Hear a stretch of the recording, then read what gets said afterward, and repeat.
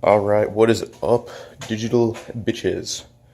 We have all the parts finally for the 450SX, and a 5-speed, and a clutch, transmission adapter, and a flywheel, Walbro 255, EGR and exhaust gaskets, RB pressure plate bolts, ARP Ford Cosworth, 2 sensors, got some bushings, new fuel filter, the engine mount, drive shaft right over there, wiring specialties harness, we got some SR20 ignition modules, EGR block-off plate. So that's all you got to cover is that center hole there. Flywheel's on, adapter plate, the clutch flywheel, we got the trans adapter plate on, transmission's on. Throw bearing, all that's in there. Just gotta put on the transmission cross member, check out all the sensors, make sure all that works. Loop the heater core header fabrication.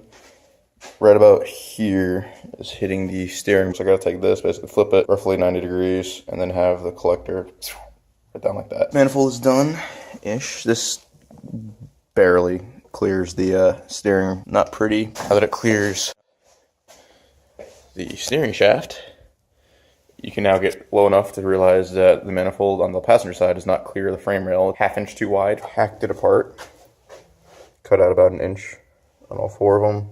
About to tack it back together. And I will not be defeated by some metal. Passenger manifold is done. Had to chop out about 1 inch across the entire thing. Sits nice and close to the engine block now. Driver's side is still hitting the steering rack. Taking it about here. Have it go down underneath the steering rack like that. And put the O2 bung in here somewhere. The motor is in, and can I just say, holy clearance or lack thereof. Bolted in.